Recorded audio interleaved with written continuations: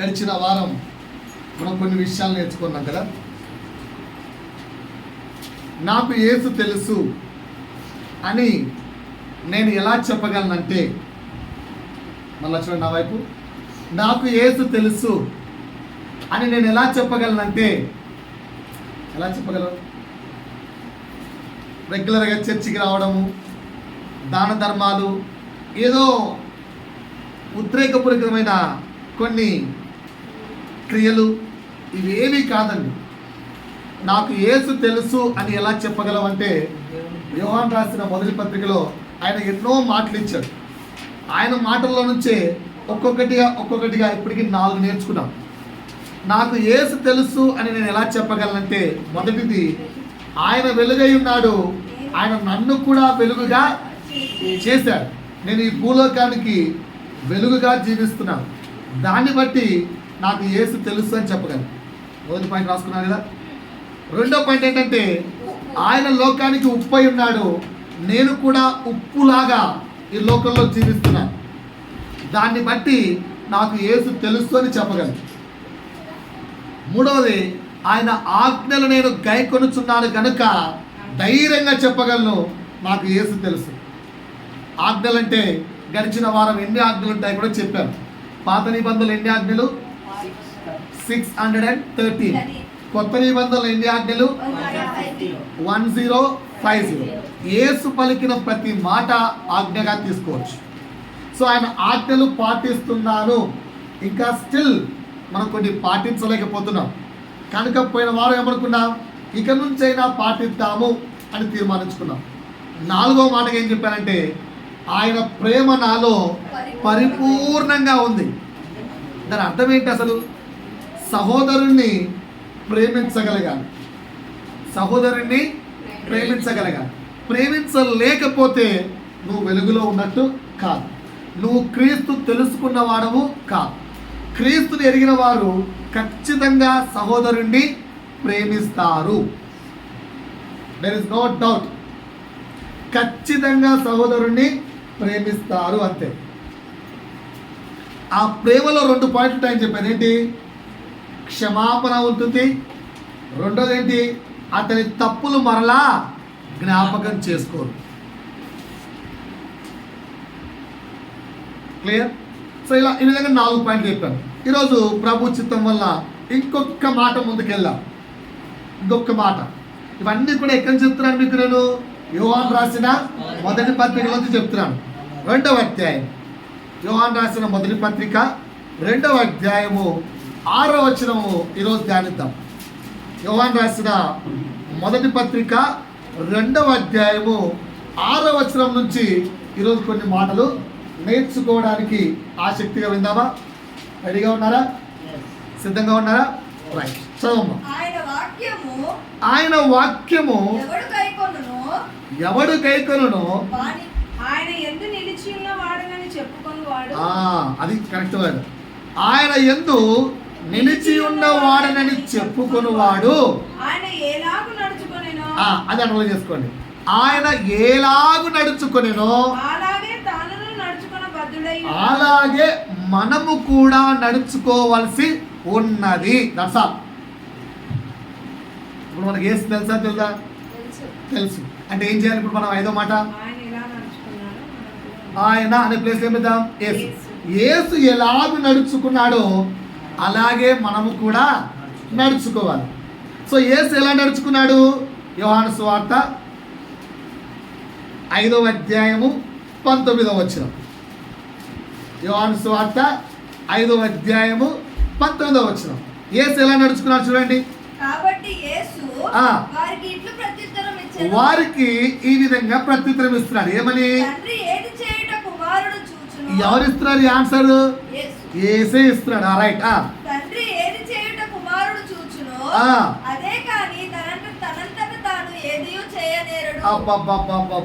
యేసు ఎలా నడుచుకున్నాడండి? తండ్రి ఎలా నడుచుకున్నాడో యేసు కూడా అలాగే నడుచుకున్నాడు. రైట్. తండ్రి ఎలా నడుచుకున్నాడో యేసు కూడా అలాగే నడుచుకున్నాడు. మనం పిల్లప్పుడు ఏదైనా కౌన్సిలింగ్ క్లాస్ చెప్పేటప్పుడు చెప్తుంటారు, ఇక్కడ ఒకసారి ఒక తండ్రి ముసలోడు బరువు అయిపోయాడని చెప్పి కినా ఆ కొడుకును భుజం మీద పెట్టుకొని వాళ్ళ డాడీతో మాట్లాడుకుంటూ వెళ్తున్నాడట. ఆ కొడుకు అడిగాడట, నాన్న గ్రాండ్ ఫాదర్ను ఎక్కడికి తీసుకెళ్తున్నావు అని అడిగాట. రారా నాయనకమ్మడే చెప్పాడు. అలా కొడుకుని తీసుకెళ్తూ ముచ్చట్లాడుకుంటూ గ్రాండ్ ఫాదర్ని తీసుకెళ్ళి ఒక లోయ దగ్గర తీసుకెళ్ళి చాలే నీతో మాకు పని అయిపోయింది అని అక్కడ వదిలేశాడు.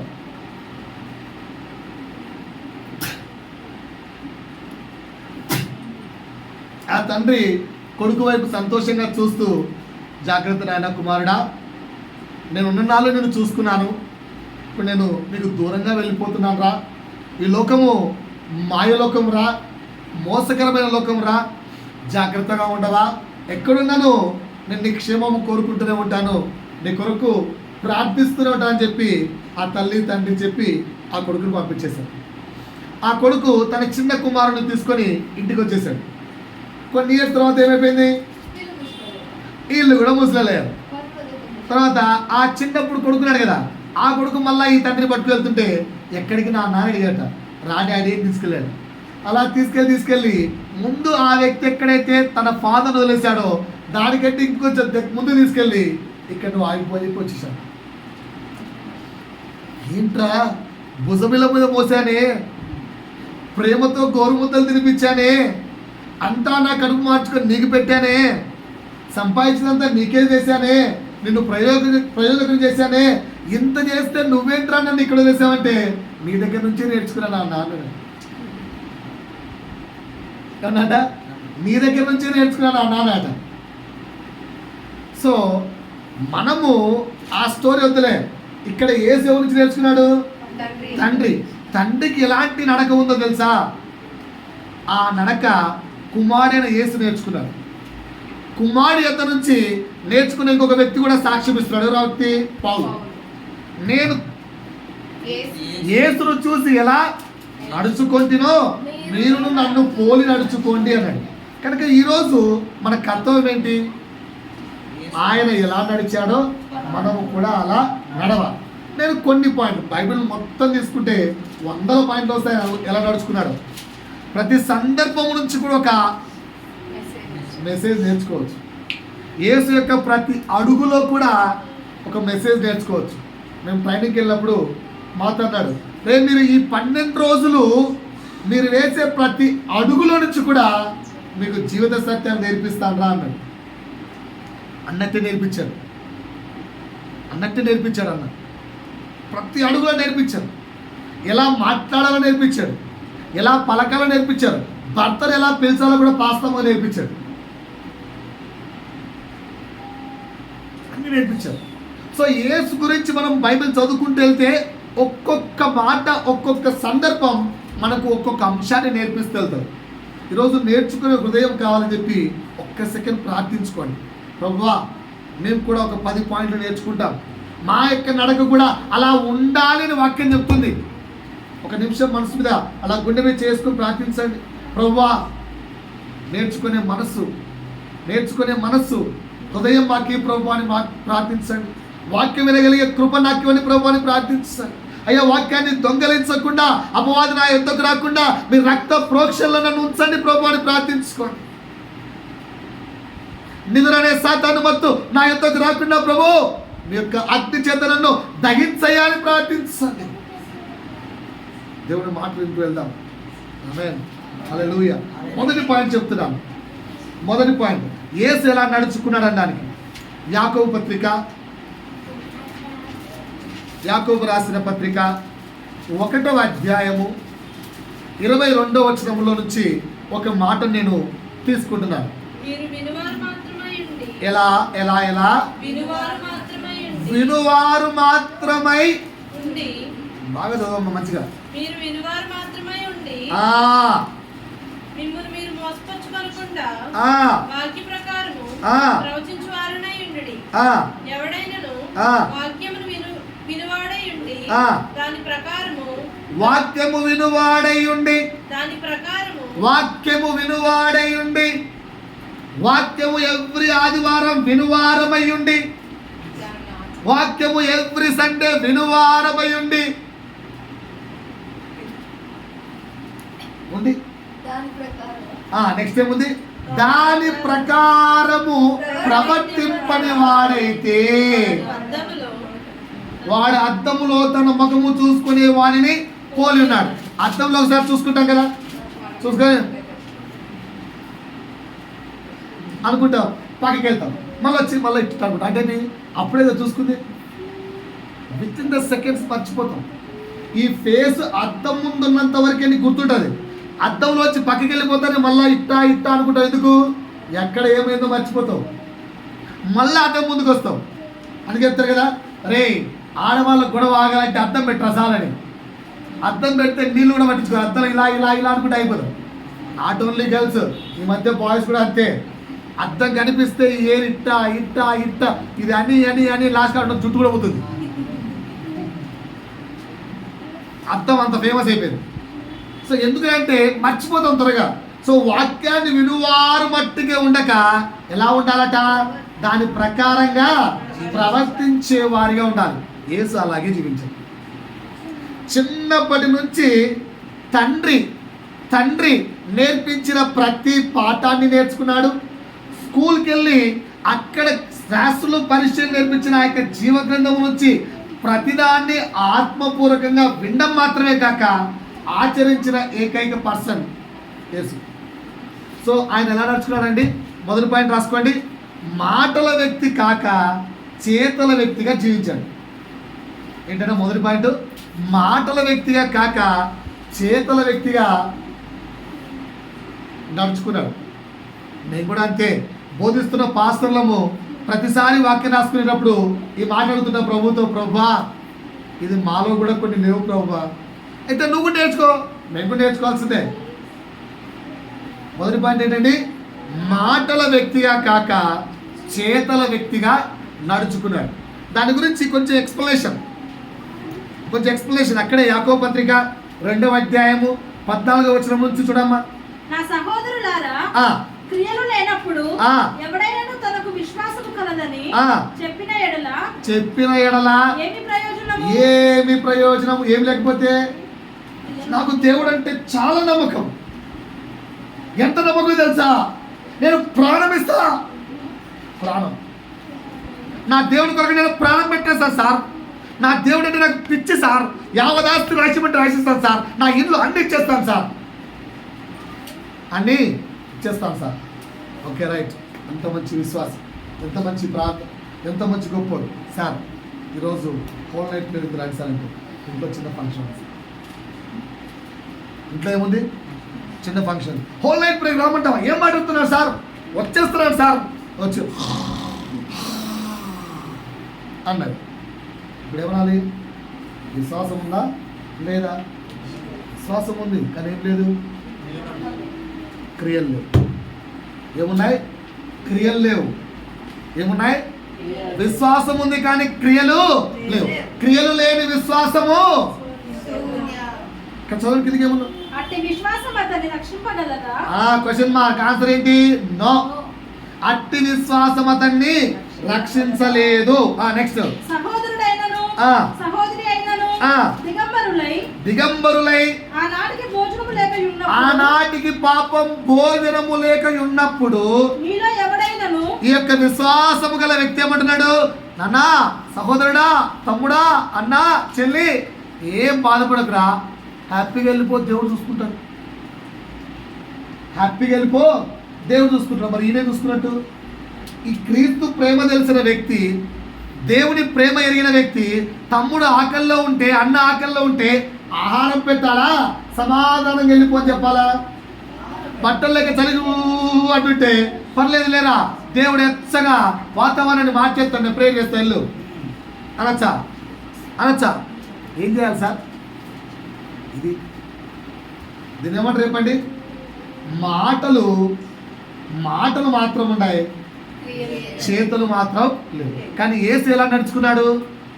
యేసు ఎప్పుడైనా, నేను ఆల్రెడీ ఎగ్జాంపుల్ చెప్పాను, యేసుకు ఒకవేళ వాళ్ళ మమ్మీ 500 రూపీస్ డబ్బులు ఇచ్చింది అనుకో, మమ్మీ ఇందులో మరి పీదలకు ఎంత పెట్టమంటావు అని అడుగుతాడు.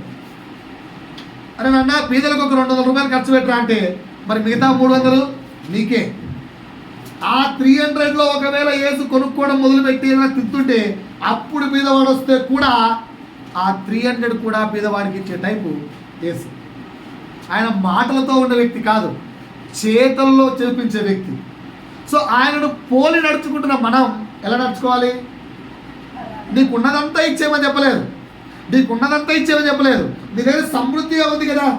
నీ సహోదరుడేమో ఆకలికి లేక బట్టలు లేక అల్లాడుతుంటే వేసుకున్నదైనా ఒకటి ఇవ్వలేవా? ఇది మాటలకు చేతలకు డిఫరెన్స్. ఇంకా కిందకి వెళ్ళండి, ఇంకో మాట ఉంది అక్కడ. మీలో ఎవడైనాను శరీరమునకు కావాల్సిన వాటిని ఇవ్వక సమాధానముగా వెళ్ళుడి, చలి కాచుకొనుడి, తృప్తి పొందుడని చెప్పిన ఎడల ఏమి ప్రయోజనము? అలాగే విశ్వాసము క్రియలు లేనిదైతే, విశ్వాసము క్రియలు లేనిదైతే అది ఒంటిగా ఉండి మృతము నగును కదా. మృతమైన దగును కదా అంటే చచ్చిన దాంతో సమానం ఆ విశ్వాసం. క్రియలు లేని విశ్వాసం ఎందుకు? చచ్చిన దాంతో సమానం. ఇప్పుడు మనం ఏంటండి, విశ్వాసం ఉందా లేదా? విశ్వాసం ఉన్న జీవము గల వారమా? విశ్వాసం ఉన్న చచ్చిన వారమా? ఎలా చెప్పుకుందామండి అలా? అన్నా లేదు, ఇప్పుడు నుంచి క్రియలు గల విశ్వాసం కలిగి ఉంటామని చెప్పుకోవాలి. కానీ విశ్వాసం గల చచ్చిన వారం మనం ఒప్పేసుకుంటే ఎట్లా? ప్రాబ్లం చెప్పండి. దేవుడు అంటే విశ్వాసం ఉందా? క్రియలు కూడా ఉన్నాయా? సో మరి ఇక్కడ నుంచి నేర్చుకోవాల్సిన పాఠం ఏంటి? నేర్చుకోవాల్సిన పాఠం ఏంటి? కినా మాటలు కాదు కానీ క్రియలు ఉండాలి. యేసు మాట్లాడే దేవుడు కాదు, చేసి చూపించే దేవుడు. బీదలను కనికరించాడా లేదా దేవుడు? యేసు రోగులను స్వస్థపరిచాడా లేదా? సంచారము చేయొచ్చు పరలోక రాజ్య సువార్త ప్రకటించాడా లేదా? అన్నీ చేశాడు. ఆయన ఎప్పుడు మాటలు చెప్పలేదు. అందుకనే యోహాను యొక్క శిష్యులు, అయ్యా మా గురువు గారి దగ్గరికి వెళ్ళి రాబోయే వాడవు నువ్వేనా, ఇంకెవరి కోసమైనా ఎదురు చూడాలా అని అడగమన్నాడు. అన్నప్పుడు యేసు నేనే అని చెప్పాడా? ఆయన క్రియలు చెప్పాడు. ఇలా జరుగుతున్నాయి, అలా జరుగుతున్నాయి, వెళ్ళి క్రియలు చెప్పుపో, యోహానికి అర్థమైపోతుంది. నేను చేస్తున్న క్రియలు చెప్పు, యోహానికి అర్థమవుతుంది. క్రైస్తవుడా, క్రైస్తవ లోకమా, క్రైస్తవ సంఘమా, క్రైస్తవ జనాంగమా, మనం ఎలా ఉందాం? ఆయన ఎలా నడుచుకున్నాడు? మాటల వ్యక్తిగా నడుచుకున్నాడా? చేతల వ్యక్తిగా నడుచుకున్నాడా? మనం ఎలా నడుచుకోవాలి? అలా నడుచుకోకుండా ఏమవుతుంది సార్? అలా నడుచుకోకుండా ఏమవుతుంది సార్? విశ్వాసం ఉంది కదా సార్, దేవుడు అంటే నమ్మకం ఉంది, దేవుడు అంటే విశ్వాసం ఉంది, నా ప్రార్థనకు అద్భుతాలు జరుగుతున్నాయి, నా ప్రార్థనకు మిరాకిల్స్ జరుగుతున్నాయి, నేను ప్రార్థిస్తే గర్భం లేని వారు గర్భము ధరించి సంతాన ప్రాప్తి జరుగుతుంది, నేను ప్రార్థిస్తే దయ్యాలు వెళ్ళిపోతున్నాయి, నేను ప్రార్థిస్తే అద్భుతాలు జరుగుతున్నాయి, నేను ప్రార్థిస్తే ఉద్యోగాలు వస్తున్నాయి, నేను ప్రార్థిస్తే ఎన్నో ఎన్నో ఎన్నో ఎన్నో జరుగుతున్నాయి. నా విశ్వాసం వ్యర్థమంటావా? ఏం పాస్టర్ గారు, ఏమన్నా వాక్యం తెలుసా నీకు? తెలుసా తెలీదు? నేను ఎప్పుడు వ్యర్థమన్నానండి మీ విశ్వాసాన్ని? నేను అలా ఎప్పుడు చెప్పను. వాక్యములో నుంచి ఇంకొంచెం అడుగు ముందుకు వెళ్దామంటున్నాను. నా ప్రార్థన నేను ప్రార్థన చేయగా అద్భుతములు జరుగుతున్నాయి, ఇదిగో నాకు దృశ్యములు కనిపిస్తున్నాయి, ఇదిగో నాకు కలల్లో దర్శనాల్లో ఎన్నో అద్భుతాలు చూస్తున్నాడు, నాకు జరగబోవు ముందుగానే చూపిస్తున్నాడు దేవుడు. దేవుడు కృపామయుడు, నీతో అన్నీ చూపిస్తాడు. ఒకసారి ఒక వ్యక్తి ఒక డౌట్ అడిగాడు, మా పాస్టర్ మంచి వ్యభిచారం చేసేవాడు, ఆయన ప్రార్థన చేసి అద్భుతాలు దొరుకుతున్నాయి, ఇదేంటి పాస్టర్ అయ్యా అని అడిగాట. ఓకేనా? ఈ పాస్టర్ ఇంకో పాస్టర్ ఆన్సర్ ఇచ్చాడు, ఒరే అద్భుతాలు చేసేది మీ పాస్టరా దేవుడా అని. ఈ చిన్నోడికి డౌట్ వచ్చింది విశ్వాసకి, మా పాస్టర్ గురించి నాకు బాగా కొన్ని విషయాలు తెలిసాయి, ఆయన కొన్ని తప్పులు చేస్తున్నాడు, నేను కళ్ళారో చూశాను, అయినా ఏంట్రా అయినా ప్రార్థన చేస్తే అద్భుతాలు జరుగుతున్నాయి, దయ్యాలు వెళ్ళిపోతున్నాయి, ఏమనుకుంటారా పాస్టర్? అదెట్ట పాస్టర్ అయింది? అప్పుడు ఈ పాస్టర్ అంటున్నాడు, అద్భుతాలు చేసింది మీ పాస్టర్ అయ్యనా లేకపోతే దేవుడా? ఎవరండి చేసింది? ఎవరండి చేసింది? పలకండికి వచ్చి ఎవరు? దేవుడు అద్భుతాలు చేశాడు. ఒకసారి దేవుడు అద్భుతాలు చేసేది అక్కడ ఉన్న వ్యక్తి యొక్క పరిస్థితిని బట్టి. మనం కొంచెం ఫ్యాన్సిజం పాస్టర్ వైపు తిరిగిపోయింది కనుక ఇలా సొసైటీ ఇలా మారిపోయింది. అర్థమవుతుందా? సో నీ వల్ల అద్భుతాలు జరుగుతున్నాయా, ఆశ్చర్యాలు జరుగుతున్నాయా, నీ ప్రాంతం వల్ల కుటుంబంలో ఎన్నో మెరాకిల్స్ జరుగుతున్నాయా, ఉద్యోగంలో మెరాకిల్స్ జరుగుతున్నాయా, ఇవన్నీ పక్కన పెట్టు. ఒకవేళ నీ విశ్వాసంలో క్రియలు లేకపోతే లాస్ ఏంటో వాక్యం నుంచి చదువుదాం. మత్తయి సువార్త 7వ అధ్యాయము చూడాలి, అందరూ చూడాలి. మత్తయి సువార్త 7వ అధ్యాయము. ఈడ కూడా మన సహోదరులు ఉన్నారు, అద్భుతాల వీరులు, ఆశ్చర్యాల వీరులు, అద్భుత ఆశ్చర్యాలు చేసే మహాగణులు ఉంటారు అక్కడ. మత్తయి సువార్త 7వ అధ్యాయము 21 నుంచి 23 వరకు చదవమ్మా గట్టిగా. అని నన్ను పిలుచు ప్రతివాడును పరలోక రాజ్యంలో ప్రవేశింపడు గాని నా తండ్రి చిత్త ప్రకారము నేను ఎలాగైతే ఈ భూమి మీద జీవించేటప్పుడు చేశానో అందుకు ఆవకే నడిచాను. యేసు ఎలా నడిచాడు, తండ్రి ఎలా జీవించాడో ఈయన కూడా అలాగే నడిచాడు. ఇక్కడ కాంటెంట్ చెప్తున్నాడు, తండ్రి చిత్తమును ఈ భూమిలో ఎవరైతే చేస్తారో వారు మాత్రమే పరలోక రాజ్యానికి అర్హులు. అప్పుడు దీన్ని ఇస్తున్న ఆన్సర్ చూడండి.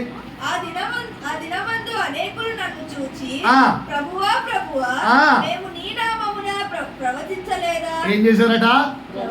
ప్రవచించలేదా? దయ్యములను వెళ్ళగొట్టలేదా? నీ నామమున అనేకమైన అద్భుతాలు మేము చేయలేదా? అబ్బాబ్బాబ్బా, ఇన్ని చేస్తున్నాడంటే విశ్వాసం ఉన్నట్టలేట. ఇంతటి విశ్వాసం ఉన్న వ్యక్తిని క్రియలు లేకపోతే యేసు చెప్పిన మాట వినండి. అప్పుడు యేసు ఎన్నడును ఎరగను.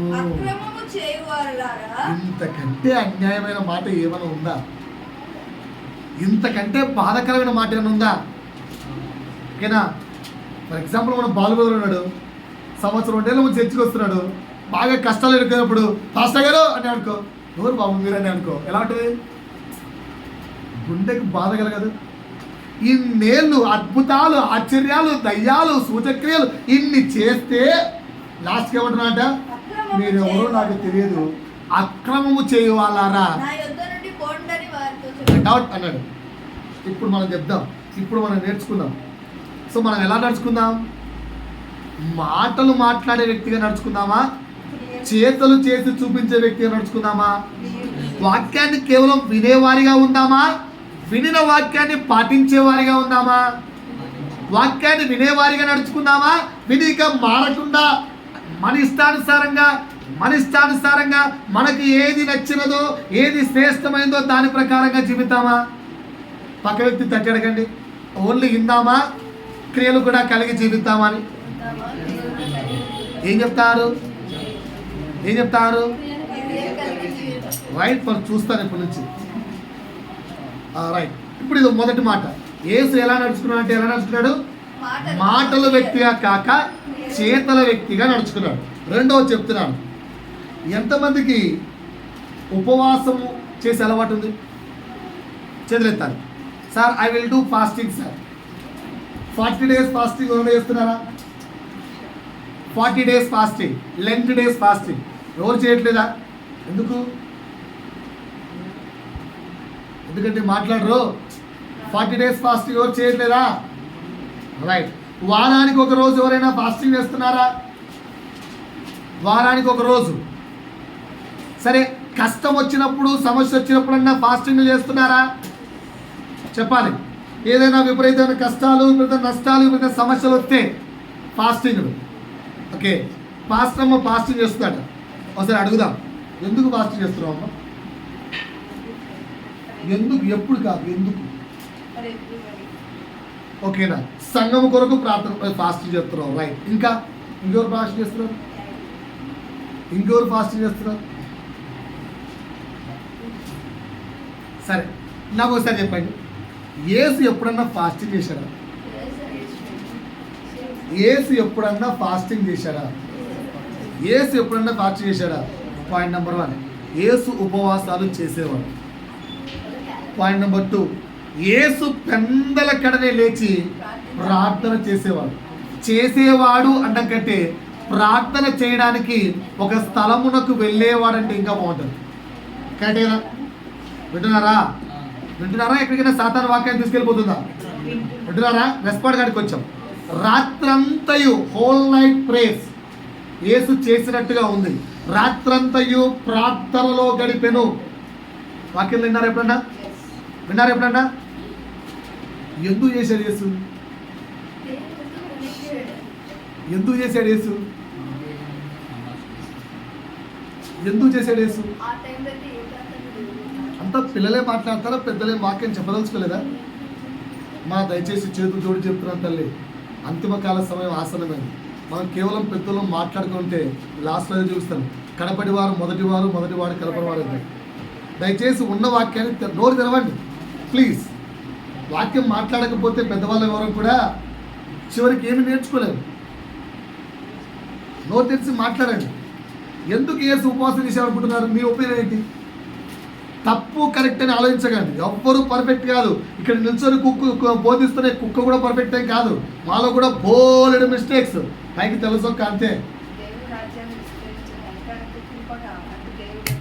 రైట్, దేవుడి రాజ్యాన్ని విస్తరించడానికి సహాయం కావాలి. మేబీ ఒక ఆన్సర్ కరెక్ట్. ఇంకా ఎందుకు యేసు ఉపవాసాలు చేసేవాడు? ఎందుకు యేసు హోల్ నైట్ ప్రే చేసేవాడు? ఎందుకు యేసు పెందల కడనే ప్రార్థించేవాడు? ఏంటి ఆయనకు అవసరం? ఏంటి? నాట్ అడుగు.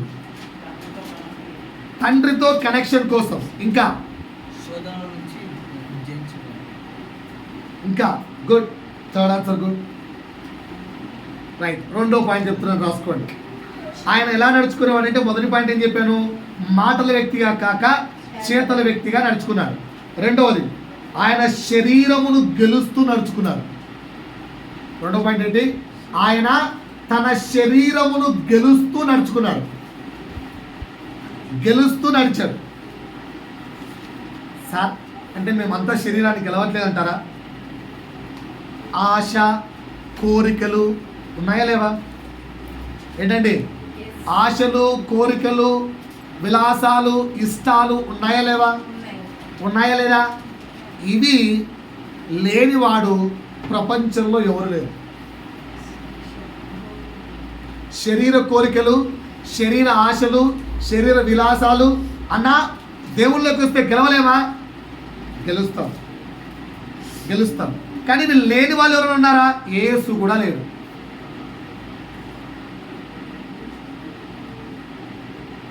ఆయన మనిషి. ఆయన మనలాగా మనిషిలాగే పుట్టాడు. ఆయనకు శరీర కోరికలు ఉన్నాయి, ఆయనకు శరీర ఆశలు ఉన్నాయి, ఆయనకు శరీర ఇచ్చలు ఉన్నాయి. ప్రతి వ్యక్తికి శరీర ఇచ్చలు ఉన్నాయి. శరీరము మట్టిలో, భూమిలో కలిసిపోయే వరకు అవి ఉంటాయి. అవి ఉండకుండా ఉండవు. Impossible task. శరీరం ఎప్పుడు వరకు అది? ఆ శరీరము మట్టిలో కలిసిపోయే వరకు ఈ శరీరానికి శరీర కోరికలు, శరీర ఆశలు, శరీర ఇష్టాలు అన్నీ ఉంటాయి. కానీ ఏంట్రా అంటే, యేసు ఎందుకు పాపము లేనివాడయ్యాడంటే, ఆ శరీరము యేసు అనే వ్యక్తికున్న ఆత్మను డామినేట్ చేయకుండా యేసు శరీరాన్ని డామినేట్ చేస్తూ జీవించాడు. మనం అది చేయలేకపోతున్నాం. తేడానికి ఆత్మ శరీరాన్ని డామినేట్ చేసింది, శరీరము ఆత్మను డామినేట్ చేయలేదు. యేసు చేసిన పని అది. దానికోసం ఏం చేశాడు అంటే, ఫర్ ఎగ్జాంపుల్ యేసు మాటిన, ఇప్పుడు ఫర్ ఎగ్జాంపుల్ చెప్తాను నేను. పిల్లలు మాటినకుంటే ఏం చేస్తారు? చెప్తారు.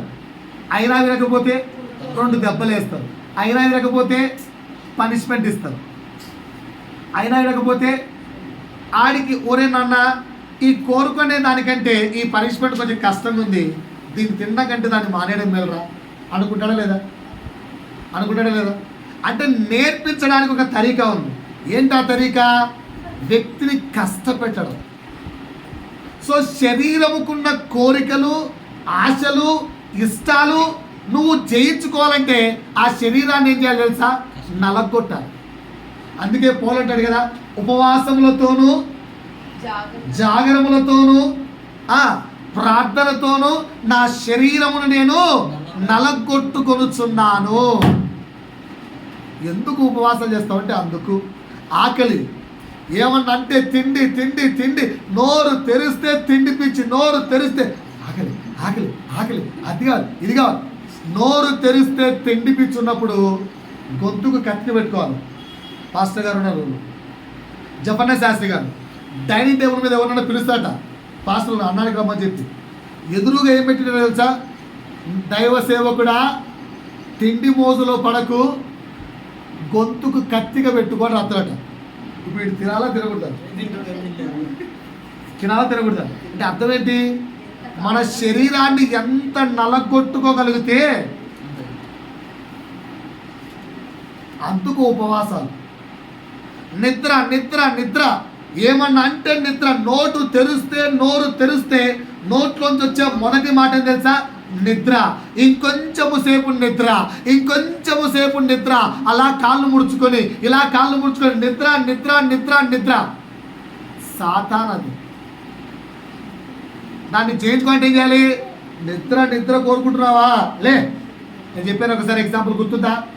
శిష్యులు ప్రార్థన చేయరాయన అంటే నిద్రపోయారా ప్రార్థన చేశారా? మళ్ళీ వచ్చి అడిగాడు, కొంతసేపైనా నా కోసం మేల్కోలేరా అని అడిగాడు. ఏసంటే మరి వాళ్ళకి అంత ప్రాణం కదా, గురువు అంటే అంత ప్రేమ కదా, ఇప్పుడు నీకు కూడా నీ భర్త అంటే అంత ప్రేమ కదా, నీకు కూడా నీ భార్యలు అంటే అంత ప్రేమ కదా, నీ పిల్లలంటే అంత ప్రేమ కదా. ఇంత ప్రేమ ఉన్నా మేల్కోలేవు, ఎందుకంటే నిద్ర సాతాను పట్టింది. అదే యేసు పోయినాక నేను నిద్రపోయారా? అదే ఏమన్నా జరిగినాక నువ్వు నిద్ర మేలుకుంటా? ఇక్కడ జపన్న శాస్త్రి గారికి ఒకసారి ఒక పాప వచ్చిందట.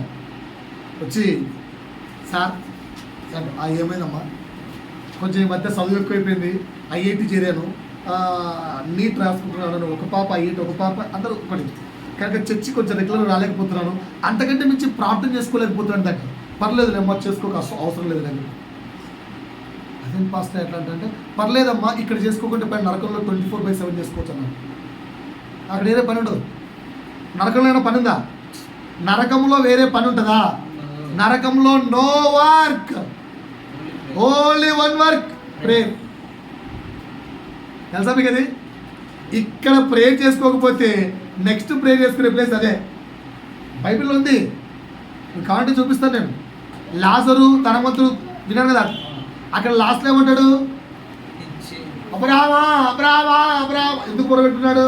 ఆడ మొర తప్ప ఏముండదు నరకంలో. ఇక్కడ ప్రేయర్ మిస్ అయితే అక్కడ ప్రేయర్ 24/7 చేసుకుంటూ నడిచిన వేరే పని లేదు. కనుక నువ్వు ఇక్కడ వేసుకోకు నాన్న, ఇక్కడ నీట్ అనుకుంటూ, లేదంటే ఐఐటి అనుకుంటూ చర్చిని మానేసుకో, లేదంటే ప్రార్థన మానేసుకో, హోల్ నైట్ స్టడీస్ అని చెప్పు. చదువుతున్నావో తెలియదు, చస్తున్నావో తెలియదు. ఈ మధ్యకాలంలో క్రైస్తవ పిల్లలు చేస్తున్న పని మార్నింగ్ ప్రేయర్ మాత్రం ఉండదు. No problem, one more place is there for us. చెప్పరేంటండి?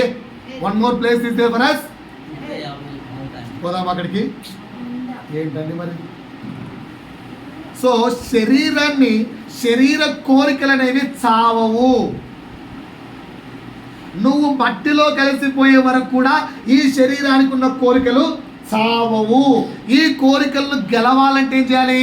ఈ శరీరాన్ని విశాల మార్గంలో నడిపించకుండా ఇరుకు మార్గంలో నడిపించాలి.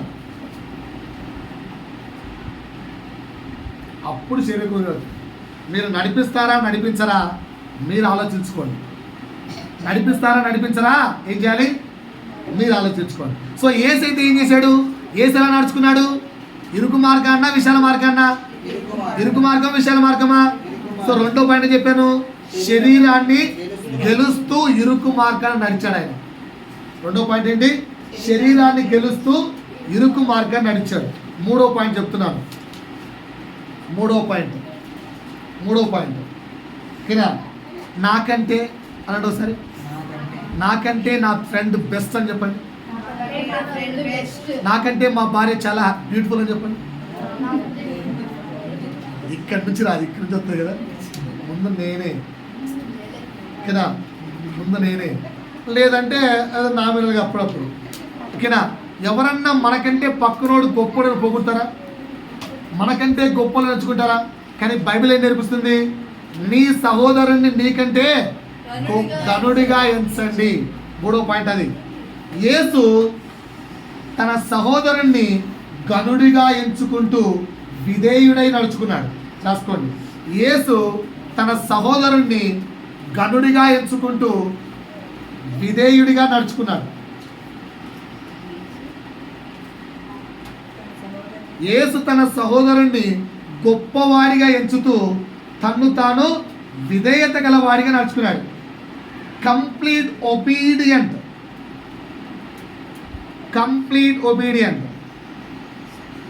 ఎగ్జాంపుల్ ఏంటో చెప్తారా?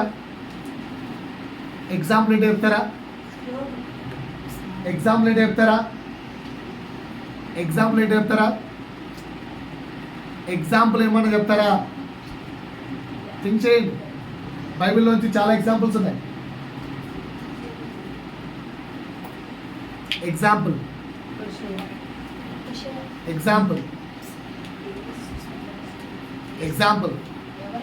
ఓకేనా? ఎవరితో చెప్పచ్చు. యేసు ఎవరి దగ్గర బాప్తిసం తీసుకున్నాడు? బాప్తిసం ఇచ్చు యోహాన్ డైలాగ్ ఏంటి? నీ చెప్పుల వారం ఇప్పుటకైనా నేను అరుగుండు, కానీ నా యొక్క నువ్వు బాప్తిసం తీసుకోవడం ఏంటి? నీ దగ్గర నుంచి నేను తీసుకోవాలి. కానీ అప్పుడు ఏమన్నాడు యేసు? నీతి యావత్తు ఇలా జరగవలసి ఉన్నది, కానీ తను తాను తగ్గించుకొని యోహాన్ని ఎక్కువ చేశాడు లేదా? ఓకేనా? సార్, యేసు బతికిస్తే బతికినవాడు లాజర్. జనులు ఎవరు చూడడానికి వచ్చారు? లాజర్నా యేసురా? ఏం కావాలి ఇప్పుడు యేసుకు? బతికిచ్చో నన్ను చూడకుండా అన్నాడా? లాజర్ను సమానంగా తన పక్కన కూర్చుంటున్నాడు. అంతకంటే ఏమంటారా? పరలోక రాజ్యంకి వెళ్తే నేను పైన మీరు కింద అన్నాడా? నాతో పాటి నా భోజనపు పళ్ళ చుట్టూ మీరందరూ కూర్చొని మనం కలిసి తింటాం. యేసు మనని ఎంత గొప్పవారికి ఇచ్చారు. అంతకంటే మించిన ప్రార్థన చెప్పమంటారా? యేసు చెప్పిన ప్రార్థన ఏంటి? తండ్రి, నువ్వు నాతో నన్ను ఎలా అలా నా శిష్యులకు నువ్వు నాతో సమానంగా వాళ్ళని చేయన్నాడు. అది ఎదుటి వ్యక్తిని గొప్పగా ఎంచడం అంటే. మనం ఎలా నడుచుకుంటున్నాం? ఆలోచిద్దాం. మనం ఎలా నడుచుకుంటున్నాం? ఇక నుంచైనా మన సహోదరుని గరుడుగా ఎంచుదామా? ఇక నుంచైనా మన సహోదరుని గౌరవించడం నేర్చుకుందామా? మాట్లాడరండి, నేర్చుకుందాం. 4 యోహాను సువార్త 2వ అధ్యాయము 3వ వచనం నుంచి 8వ వచనం వరకు. ఇక్కడ యేసు ఎలా నడుచుకున్నాడో నాతో చెప్పండి. ద్రాక్షారసం అయిపోయినప్పుడు యేసు తల్లి వారికి ద్రాక్షారసము లేదని యేసుతో చెప్పగా యేసు ఆ తల్లితో, అమ్మా నాతో నీకేం పనమ్మా, నా సమయం ఇంకా రాలేదమ్మా అన్నాడు. కానీ తల్లి ఏమనింది? ఆయన తల్లి పరిచారకులను పిలిచి ఈ యేసు మీతో ఏం చెప్తే చేయండి. యూదుల శుద్ధీకరణాచార ప్రకారము 2-3 తూముల వాటర్ పట్టే బాణలు 6 రాతి బాణలు అక్కడ ఉంచబడి ఉన్నవి. యేసు ఏం చెప్పాడు? యేసు మా భార్య వచ్చింది, ఓకేనా? వాళ్ళు ఏదో అడుగుతారు, ఇచ్చేసండి. నోరు మూసుకో అదెల్లా అని అనుకో అని చెప్పి పక్కకి సిస్టర్ అడిగారంటే ఏం కావాలి మీకు? ఓకే తీసుకెళ్ళండి సిస్టర్ అంటానా? లేదంటే తిట్టాలంటే అర్థం ఏంటి? నాకు ఇచ్చే ఉద్దేశం లేదనే కదా. యేసు యొక్క మాటకు అర్థం అది కాదు. నా సమయం ఇంకా రాలేదంటే still my time is there. అంత చెప్పినోడు యేసు తల్లి మాట విన్నాడా వినలేదా? తల్లిదండ్రులను సన్మానించే బాధ్యత గల కుమారుడిగా నడుచుకున్నాడు యేసు. 4వ పాయింట్ రాసుకోండి. యేసు ఎలా నడుచుకున్నాడు? తల్లిదండ్రులను సన్మానించే. యవనస్తులారా, ఈ మాట బుర్రకెక్కుతుందా? ఎలా నడుచుకోవాలి మీరు? అమ్మా నాన్న ఇంట్లోంచి గెంటేద్దామా? ఏది స్టార్టింగ్ నేను చెప్పాను కదా, అప్పుడు ఏమవుతుంది? నెక్స్ట్ మీకు పుట్టేవాడు ఇంకొంచెం ముందు తీసుకెళ్ళి వదిలేస్తాడు. ఏం కావాలి? సో తల్లిదండ్రులను ఏం చేయాలమ్మా? సన్మానించే బాధ్యత కలిగిన కుమారుడిగా కుమార్తెగా ఆయన నడుచుకున్నాడు. మనం కూడా అలా నడుచుకోవాలి. మీకు ఆల్రెడీ వీటి గురించి చాలా డీటెయిల్గా చెప్పాను. ఆయన 12 సంవత్సరాల వయసులో ఎలా ఉన్నాడు, ఆ తర్వాత ఏం పని చేశాడు, ఇక్కడ కుటుంబ భారం మొత్తం ఆయన మోసాడు. సో 4వ పాయింట్ ఏంటి? యేసు తల్లిదండ్రులను సన్మానించే కుమారుడిగా, బాధ్యత కలిగిన కుమారుడిగా నడుచుకున్నాడు. మనం కూడా అలాగే నడుచుకోవాలి. 5 మత్తయి సువార్త 14వ అధ్యాయము 13 నుంచి 21 వరకు చూస్తే అక్కడ మనకు తెలిసిన ఒక కాంటెంట్ ఉంటుంది. చూడండి ఒకసారి. యేసు ఆ సంగతి విని దోణి ఎక్కి అక్కడ నుండి అరణ్య ప్రదేశమునకు ఏకాంతముగా వెళ్ళాను. జనసమూహములు ఆ సంగతి విని పట్టణముల నుండి కాలినడకన ఆయన వెంట వెళ్ళింది. ఎలా వచ్చారట? కాలినడకన ఆయన వెంట వెళ్ళింది. ఆయన వచ్చి ఆ గొప్ప సమూహమును చూచి వారి మీద కనికరపడి ఏం పడ్డాడు? ఆ పాయింట్ అర్థం చేసుకోండి. కనికరపడి వారిలో రోగులనైన వారిని స్వస్థపరిచారు. చాలా అలాగే కిందికి వెళ్తే 16వ వచనం. వారు వెళ్ళనక్కరలేదు, శిష్యులారా మీరే వారికి భోజనం పెట్టుడని వారితో చెప్పగా. ఇక్కడ మనకు తెలిసే కదా, వారికి భోజనం పెట్టారు. ఆ తర్వాత మిగిలిపోయిన గంపలన్నీ 7. ఏమే చదవండి సార్, చదవండి కిందికి వెళ్ళండి. లాస్ట్ మిగిలిన ముక్కలు 12 గంపలు నిండా ఎత్తిరి. స్త్రీలను పిల్లలను గాక తిన వారు ఇంచుమించు 5,000 మంది పురుషులు. 5,000 మంది పురుషులు మీన్స్ అప్రాక్సిమేట్లీ 5,000 మంది స్త్రీలు. వాళ్ళకు పిల్లలు ఒక్కొక్కరు చొప్పున వేసుకున్నా కూడా 5,000 మంది పిల్లలు. అంటే అప్రాక్సిమేట్లీ 15,000 మందికి అక్కడ ఆహారాన్ని పెట్టాడు. ఒట్టి చేతులతో పంపలేదు. అంటే యేసు ఎలా నడుచుకునేవాడంటే ఒట్టి చేతుల ఎవరిని కూడా పంపించేవాడు కాదు. ఆయనకి ఏమేముందంటే కనికరం ఉంది. రాసుకోండి. దయ, కనికరము, జ్ఞానము. దయ, కనికరము, జ్ఞానము గలవాడిగా నడుచుకున్నాడు. ఎలా నడుచుకున్నాడండి? దయ, కనికరము, జ్ఞానము, ఇంకా కట్టేపంటే వాత్సల్యము. వాత్సల్యం అంటారు. ఎవరికి ఎక్కడ చెప్తారు వాడు? వాత్సల్యం అనే వర్డ్ ఎవరు మాత్రం చెప్పండి? తల్లి తన బిడ్డల మీద కలిగి ఉన్న దాన్ని వాత్సల్యము అంటారు.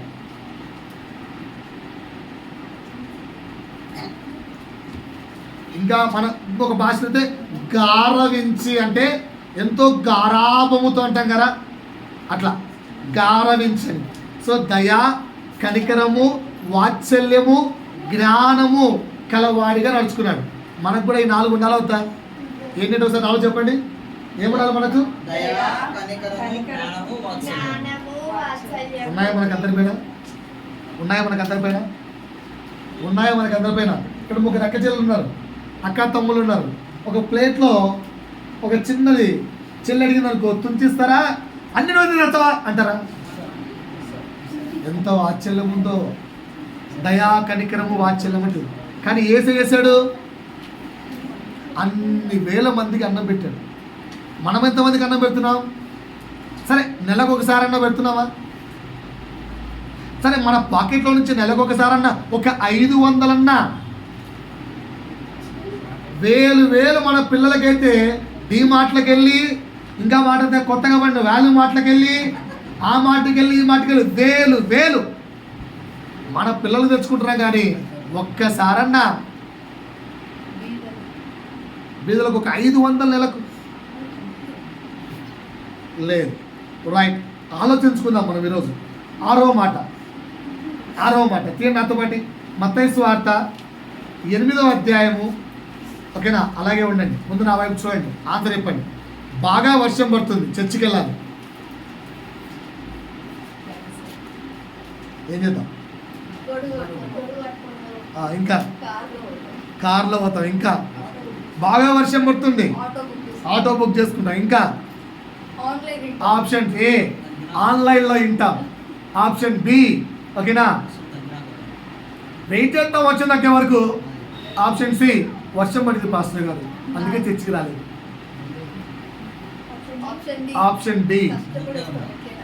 ఆప్షన్ డి యేసు నామములో వర్షం ఆపేస్తాం.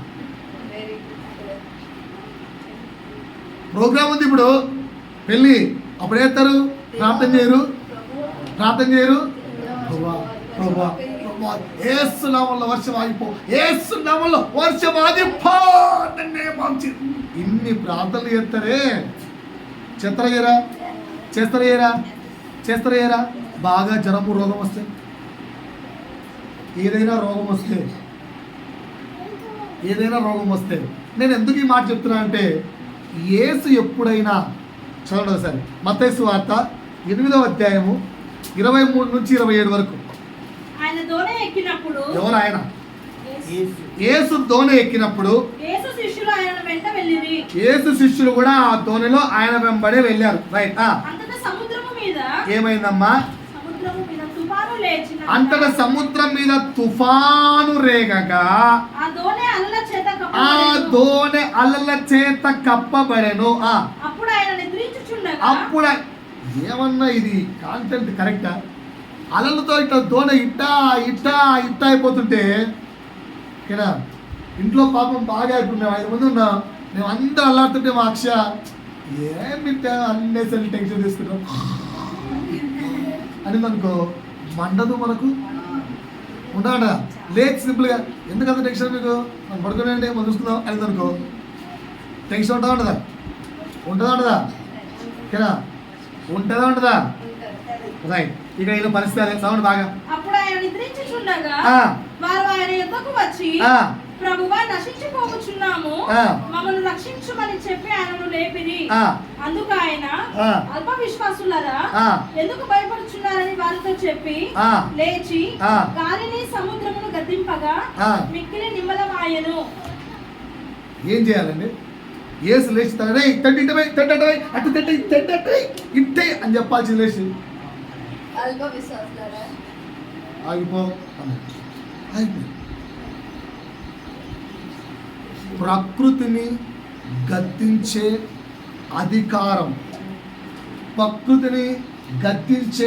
అధికారముతో ఆయన నడుచుకున్నాడు జీవితం అంతా. పాయింట్ అర్థమైందా? పాయింట్ ఈ పాయింట్ మీకు ఎలా రిఫ్లెక్ట్ చేసుకోవాలో చెప్తాను, రాసుకోండి. ఫస్ట్ పాయింట్, 6వ పాయింట్ ఏంటి? ప్రకృతిని కనిపించని వాటిని కూడా, ప్రకృతి పైన కనిపించని వాటిపైన అధికారము గల వాడిగా నడుచుకున్నాడు. ఎలా నడుచుకున్నాడు అండి? మేడం ఎలా నడుచుకున్నాడు?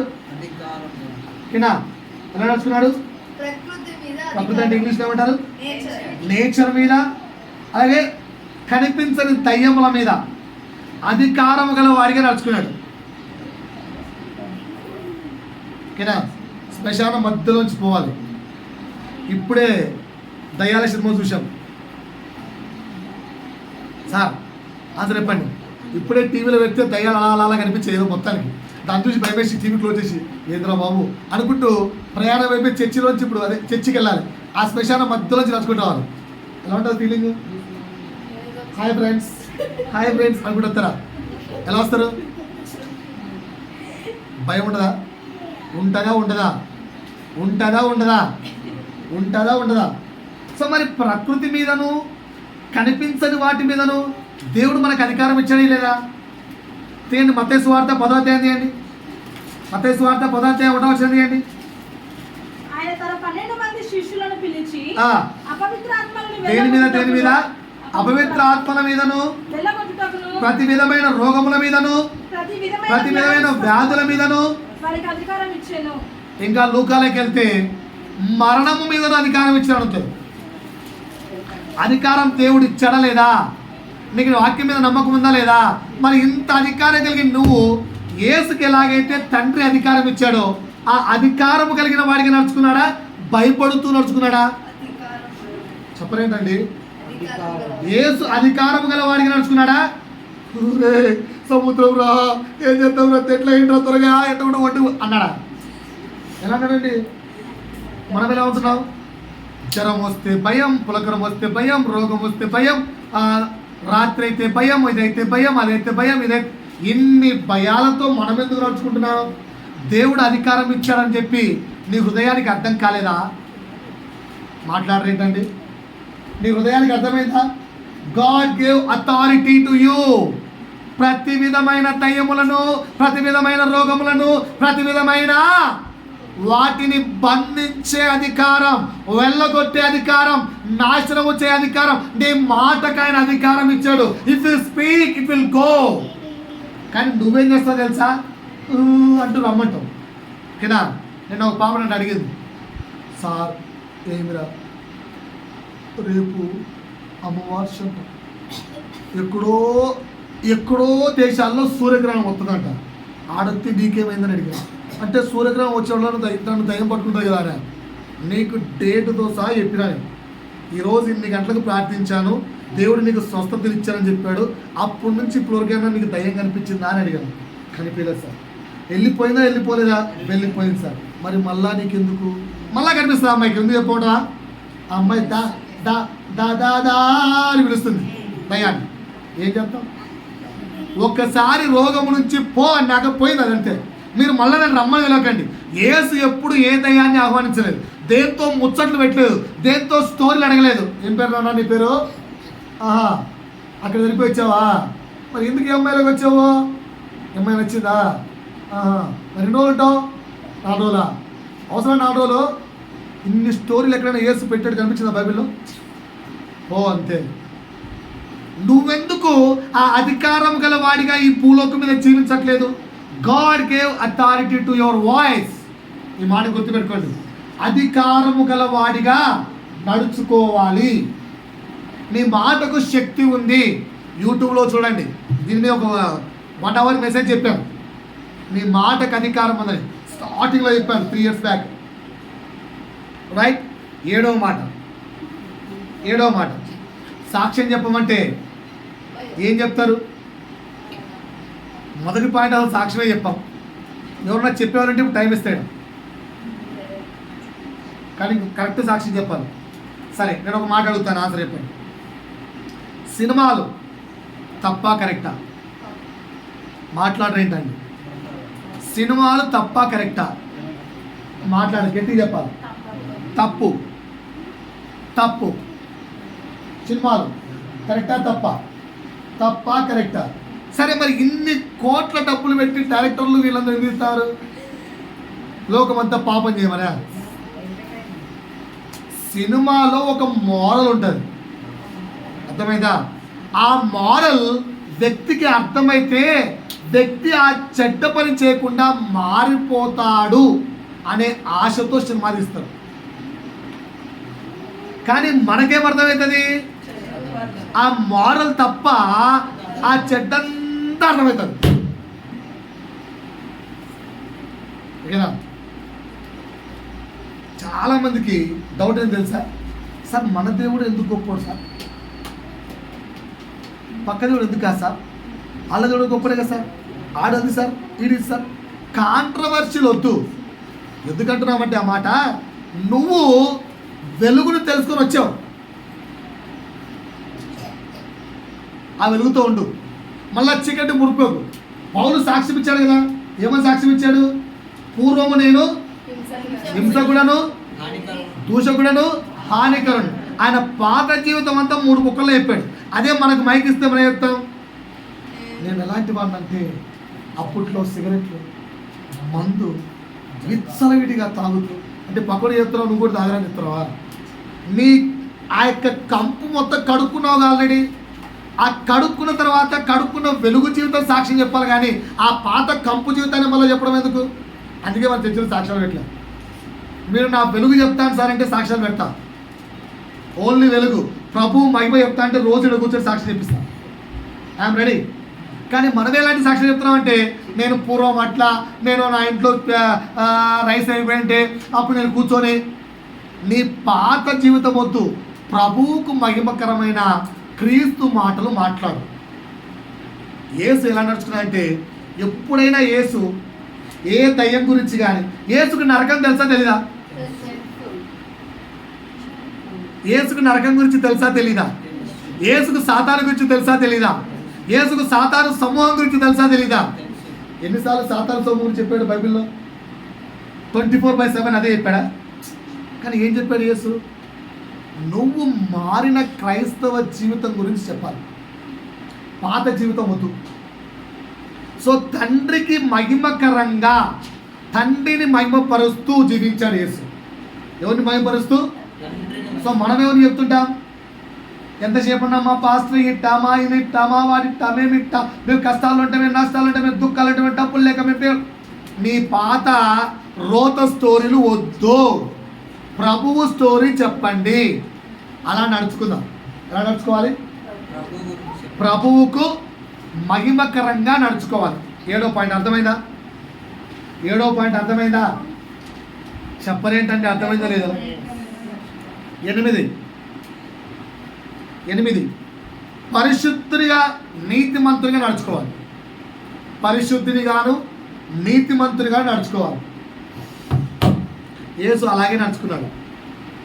9 న్యాయముగా నడుచుకోవాలి. ఎక్కడ అన్యాయం చేయరాదు, ఎక్కడ అన్యాయం చేయరాదు, న్యాయముగా నడుచుకోవాలి. 10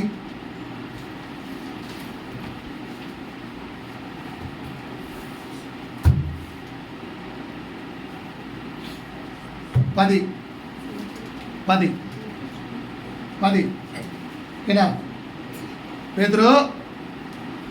ఏంటి సార్ మరి జనాలు నా గురించి ఏం చెప్పుకుంటారు? నువ్వు దేవుని కుమారుడు అని చెప్పుకుంటున్నారని చెప్పాడా? జనులేమో కొందరు నువ్వు బాప్తిసం ఇచ్చే వాను అని, కొందరు ఏలియావని, కొందరు ఏదో ప్రవక్త అని చెప్పుకుంటున్నారు. మరి నువ్వేమనుకుంటున్నావు? నన్ను నువ్వైతే, నేనైతే నువ్వు దేవుని కుమారుడవు అనుకుంటున్నాను. ఎలా నడుచుకోవాలి యేసయ్య? దేవుని కుమారుడిగా నడుచుకోవాలి. నువ్వు నేను ఎలా నడుచుకోవాలి? క్రీస్తుకు కుమారుడిగా నడుచుకోవాలి. ఎలా నడుచుకోవాలండి? 10 నీవు నేను ఎలా నడుచుకోవాలి? క్రీస్తుకు కుమారులుగా, కుమార్తెలుగా నడుచుకోవాలి. How many are walking like that? ఇప్పుడు 10 ఒకసారి రివైజ్ చేయండి ఫాస్ట్గా. 10 రివైజ్ చేయండి ఒకసారి ఫాస్ట్గా. మొదటిది ఏంటి?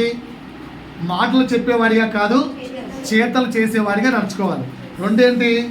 శరీరమును గెలుస్తూ నడుచుకోవాలి. మూడోది ఏంటి? సహోదరుని గొప్పవాడిగా ఎంచుకుంటూ నిన్ను నువ్వు విధేయుడిగా మలుచుకుని నడుచుకోవాలి. నాలుగోది ఏంటి? తల్లిదండ్రులను సన్మానించే కుమారుడిగా, బాధ్యత గల కుమారుడిగా, కుమార్తెగా నడుచుకోవాలి. 5 దయ, కనికరము, వాత్సల్యము, జ్ఞానము గలవాడిగా నడుచుకోవాలి. 5 ప్రకృతి మీదను దయ్యముల మీద నువ్వు అధికారము కలిగి ఉన్నవాడిగా నడుచుకోవాలి. 7 తండ్రికి మహిమకరంగా నడుచుకోవాలి. 8 పరిశుద్ధినిగాను నీతిమంతులుగా నడుచుకోవాలి. 9 న్యాయముగా నడుచుకోవాలి. 10 యేసు కుమారుడిగా, కుమార్తెగా నీవు నడుచుకోవాలి. ఇప్పటికి 5 విషయాలు చెప్పాను. ప్రభు చిత్తమైతే 6వ విషయం వచ్చే వారం పంచుకుందాం. దేవుడు మనం దీవించి ఆశీర్వదించుగాక.